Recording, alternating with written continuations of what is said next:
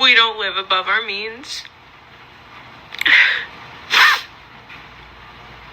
I don't know what less than paycheck to paycheck is. What is that?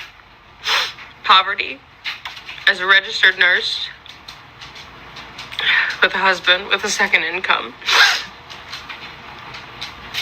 He doesn't make as much as I do, but he still works. Okay, so if she's sitting there crying with a husband with a second income in her household, what do y'all think the rest of us are doing? I mean, it's so crazy how she's crying, and I'm just laughing to keep from crying because, baby, life is lifing. 2023 has been something else. But you know what? The reason why I'm not crying is because I have been afforded so many opportunities and I have a chance to keep going. So I sympathize with her. But baby, these 9-to-5s is not cutting it. They're not cutting it for everybody. So even though I feel her pain, you just gonna have to go out and get a second stream. All right, Shalom. Shalom. First and foremost, I want to give all praise and glory to Yahweh, Ba'Hashem, Yahweh Shai, Ba'Hashem, Makakodas. Double honors to the elders of GMS Ruel. Peace and salutations to Lake Akim on the four corners, pushing the truth of sincerity. Peace be unto you. Shalom. Shalom. This lesson I want to do, what we want to do about this video we saw about this Edomite woman, basically, or she was a nurse. And nurses, registered nurses, for the most part, have a reputation of making decent money. They can still be broke though. A lot of them, you know, get paid good hourly, but some don't want to actually work the hours. Sometimes they just want to just do like 2 12s and that's it. You know, it'd be it's a very, very stressful job. You know, it's very, very taxing. So I'm not sure how many hours that she works, but she was basically complaining about how she don't live above her means. She makes decent money. She's an RN.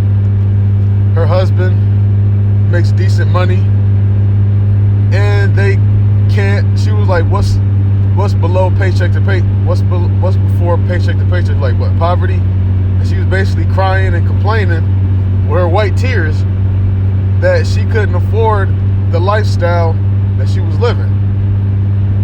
She was showing her house. She like, it's not a big house, and I'm looking at that, it's bigger than mine. That's what I was saying to myself. But she was basically still complaining that she can't afford it, you know.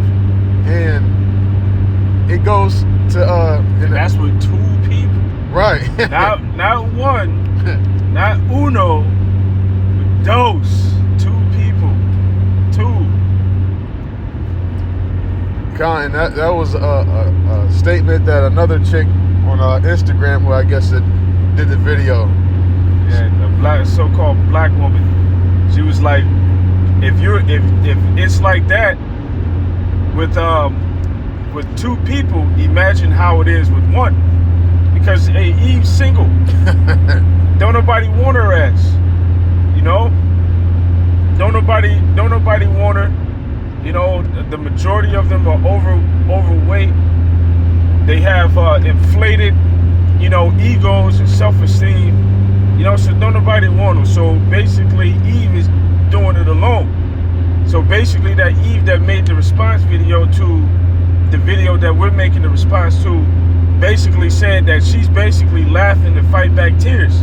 Because if it's like that for you with 2 people, imagine how it is for 1. People are struggling out here. But the point of the video is to show how the curses that have been upon us, all right, is coming upon you Edomites and you other nations. See, in situations like this, it's not too much long afterwards that I bet you they're gonna end up filing for divorce. I bet you they're gonna end up filing for divorce, and if they got kids, they're gonna go do a custody thing. But however, that's just gonna make it worse on that woman. But she's gonna take out all of her anger and frustration on him. But that's just the curses coming upon these Edomites too. This is.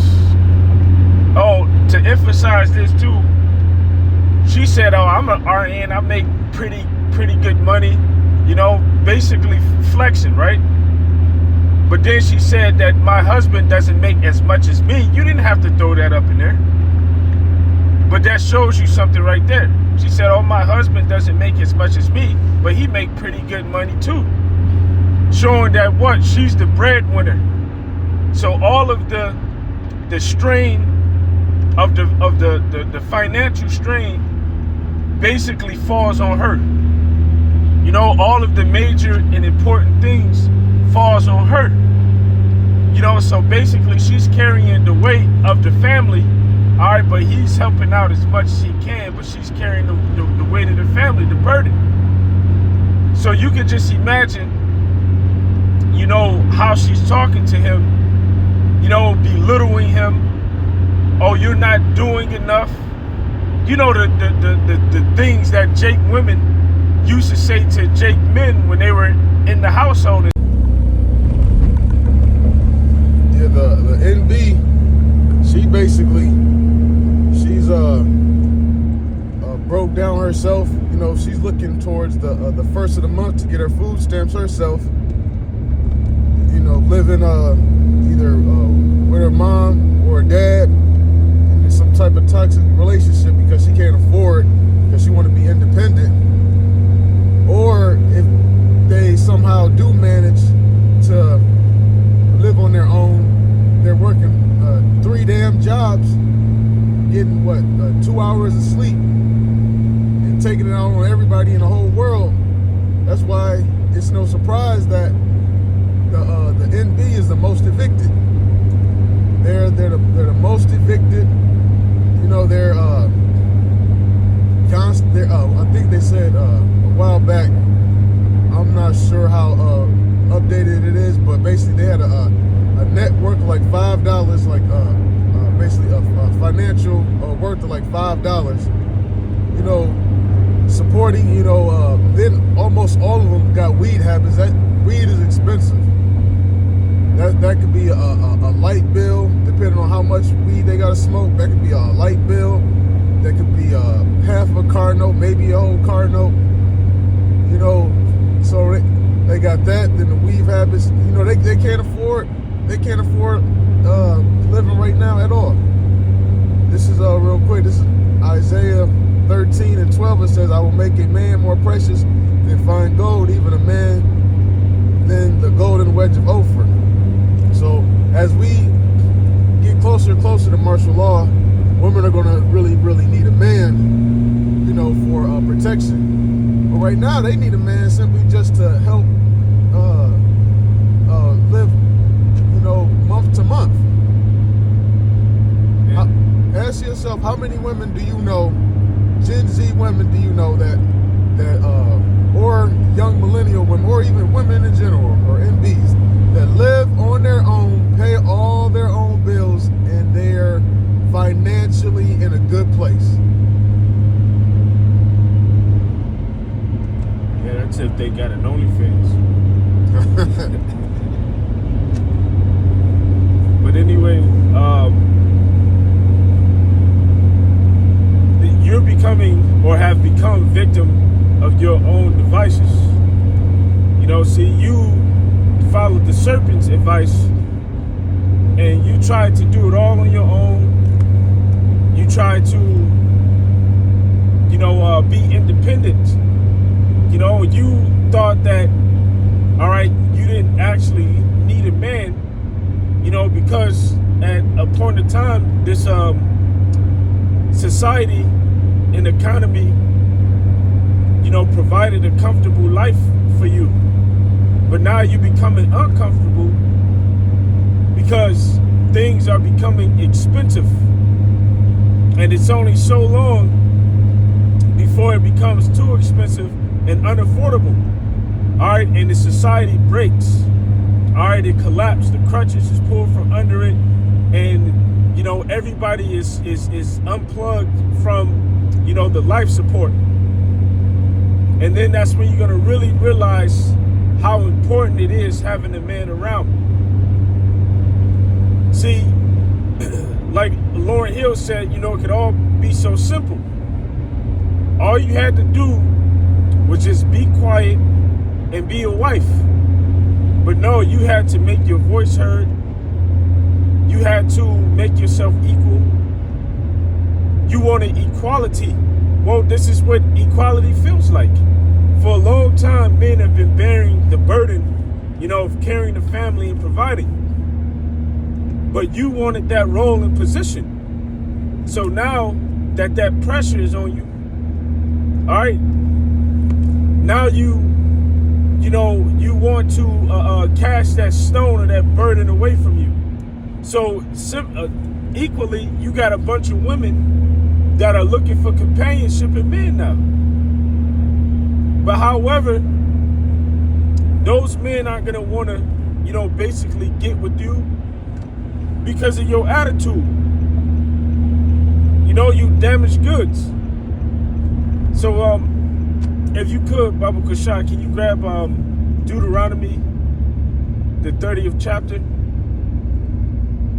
And let's try to read from verse 1 through verse 7. Deuteronomy chapter 30, verse 1, and it shall come to pass when all these things are come upon me, the blessings and the curse which I have set before thee, and thou shalt call them to mind among the nations, whither Yahweh thy God have driven thee, and shall return unto Yahweh thy God, and shall obey his voice according to all that I have commanded thee this day, thou and thy children with all thine heart and with all thy soul, that then Yahweh thy God will turn thy captivity and have compassion upon thee, and will return and gather thee from all the nations whither Yahweh thy God hath scattered thee. So this is dealing with the elect, all right, coming back into the knowledge, all right, of who they are, and worshiping Yahweh, all right, through Yahweh Shai, and having faith. All right, so they know who they are, all right, and they know the truth. All right, like it says in the book of Baruch, that in the land of captivity thou shalt remember thyself.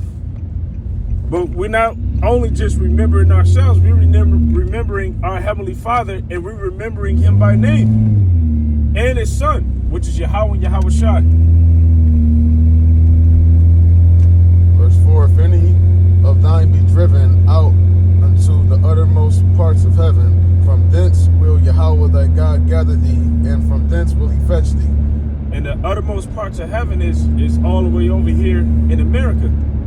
Because at a point in time, there was only 3 parts of the world that was known about, which was Asia, all right, Egypt, and Europe. Those are the only 3 parts that were known about.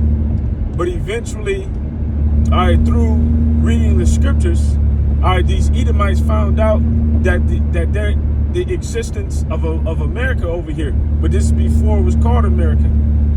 Eventually they gave it that name, so this will have to be the uttermost part of heaven. So the scriptures is saying that, look, we were going to be driven even all the way up until this side of the world. And Yahweh thy God will bring thee into the land which thy fathers possessed, and thou shalt possess it, and he will do thee good and multiply thee above thy fathers. And Yahweh thy God will circumcise thine heart and the heart of thy seed, to love Yahweh thy God with all thine heart and with all thy soul, that thou mayest live. Yep, and circumcising thine heart, meaning thy mind. So all of the wickedness is going to be cut away, so that only the righteousness remain. So that's a fulfillment of Jeremiah, the 31st chapter.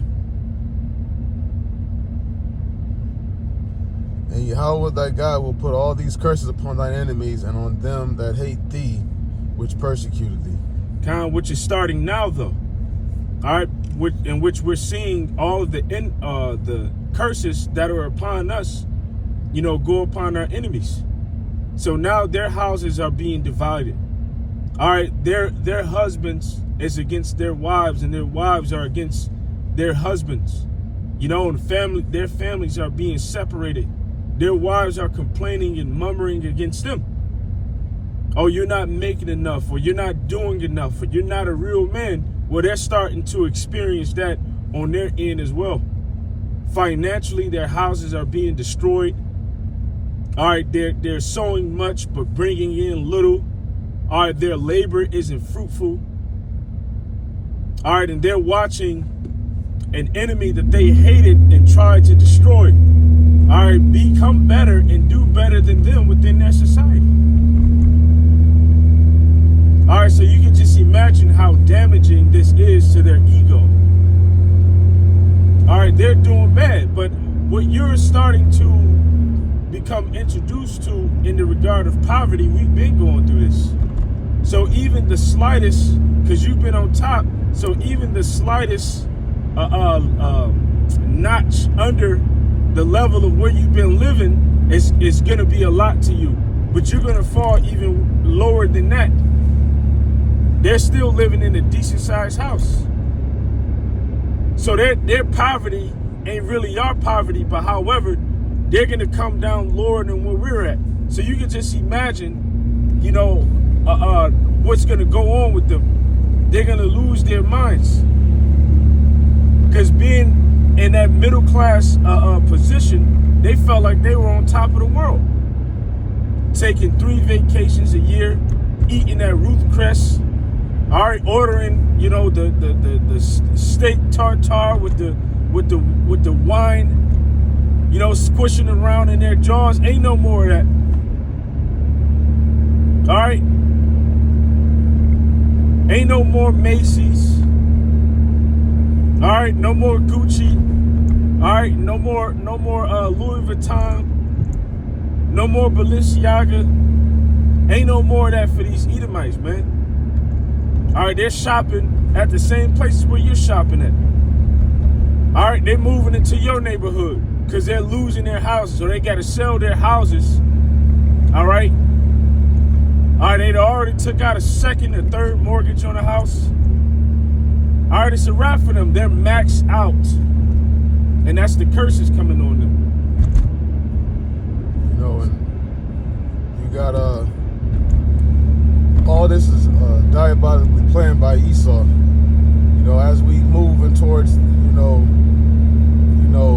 the fourth industrial revolution, as you know, artificial intelligence is taking over. There's going to be less jobs that's going to be available. Now, when you think about it, you have monogamy is expensive. If imagine if this woman had another sister wife. Let's say if it was, you know, 2 or 3. Now all of them are working and contribute under the same household to knock out these bills. But no, they want to just have it where they only want, you know, a husband and a wife, and that's it. But before, you have, you know, multiple wives, and they will actually still work around the house. You know, cut up lamb, butcher it, gather grapes. You'll even read that women will fetch water, you know, feed the animals. You know, even your children. You know, your children, they're young, and they will, you know, work on your farm or anything like that, or, you know, start learning a trade early, you know, when they're 6, 7 years old, you know, whether it's learning how to make tents or whatever. But kids were financially contributing to the house. You had more kids, that meant more money. You got your children that's working, and then by the time they get of real age, they actually have more of a skill set. But you got these child labor laws where they can't work till I think like 13 or something like that, and then they not working for the family, they're working for corporations. Yep. They're not learning any skill. They're learning a skill how to flip burgers, or nothing that really benefited in life. Exactly. So you can't take it on, you know, you do that from, like, let's say 13 to 19. Then you really want to learn a trade, and then you start off learning your trade at 19, 20, 21, 22, or 23, depending on what, you know, when you graduated college or once you decided to get your field. So you behind. Exactly. Now, if you got, children and they're being raised, okay, here's how you basically sow the land. Here's how you trying to think of some other trades. Here's how you make a house, and you just teaching them like the simple stuff. Like, okay, here's a hammer, here's a nail, and they done accumulated a lot of stuff, a lot of knowledge, but not in this society. So I don't know if that woman had kids or not, but kids now, they're expensive. They're not bringing you home, money like that. And then your wife is a burden. But hey, it would be a lot easy if she had another woman working with her in the house, and they're all bringing in income. Imagine if they had 3 streams of income, and they're all contributing to the house. But no, this whole spirit of monogamy. Isaiah 4:1 talks about 7 women shall take hold of 1 man. Let me grab it.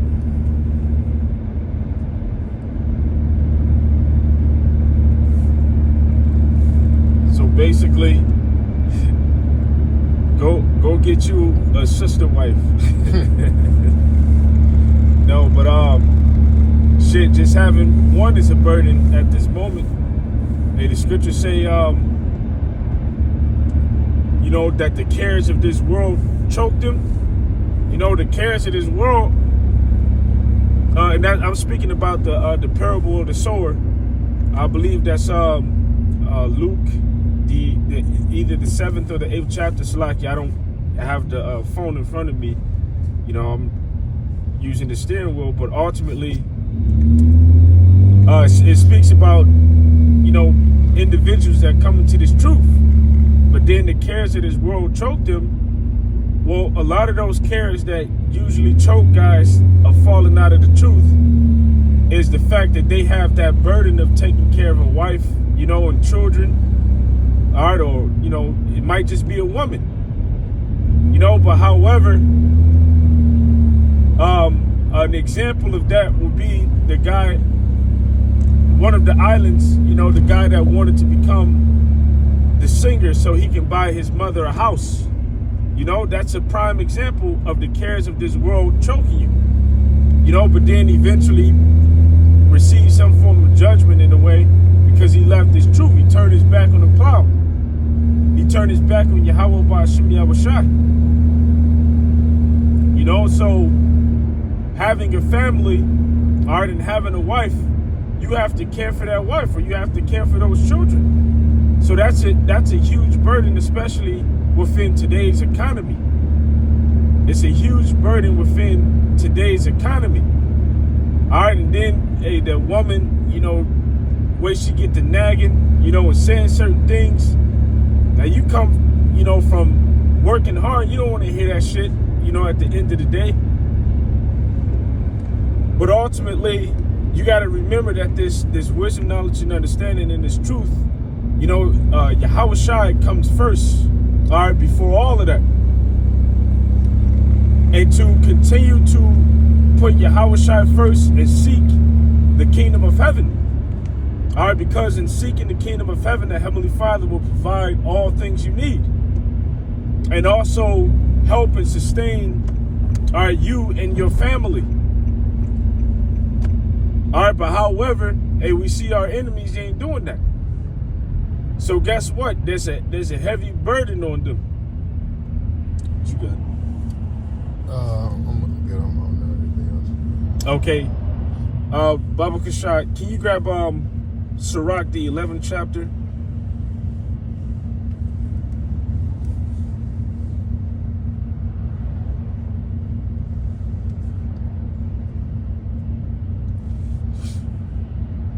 It started about 14. Sirach 11 and 14. Prosperity and adversity, life and death, poverty and riches come of Yahweh. I'm sorry, start at 12. Verse 12, it says, but that's ultimately the point right there, verse 14. Sirach 11 and verse 12. Again, there is another that is slow, that hath need of help, wanting ability, and full of poverty. Yet the eye of Yahweh will look upon him for good, and set him up from his low estate. And that's us. And I believe maybe a verse or two above that speaks about, go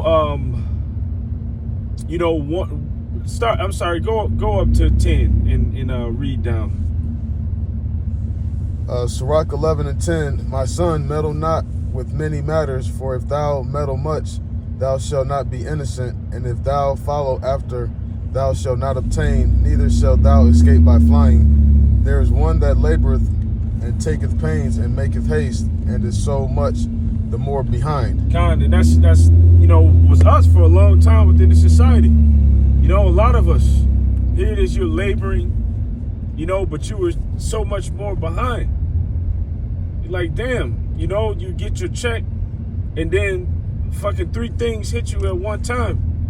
So you eventually worked up enough to cover a certain thing, but then 2 more things came up. So you even further behind now, So that was us. But now these Edomites are starting to experience that. And what are we getting ready to experience? Well, the next verse. Verse 13. And lifted up his head from misery, so that many that saw it. That was verse 11 you just read. Oh, yeah. Read 12 again. Slacky. Again, there is another that is slow, and hath need of help, wanting ability, and full of poverty.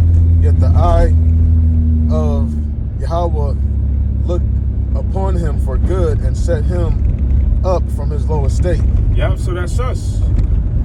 All right, while we were being set up from our low estate, all right, because we came very low, and our enemies got up very high. Now, those enemies are coming down very low, and we're being set up on high. Go ahead. 13. And lifted up his head from misery, so that many that saw it marveled at him. Prosperity and adversity, life and death, poverty and riches come of Yahweh. So prosperity, adversity, all right, life and death, all of those things come from the Heavenly Father. All right, and now you Edomites are going through adversity. All right, now you're going through poverty. All right, and you're getting the taste of what it feels like to experience the curses.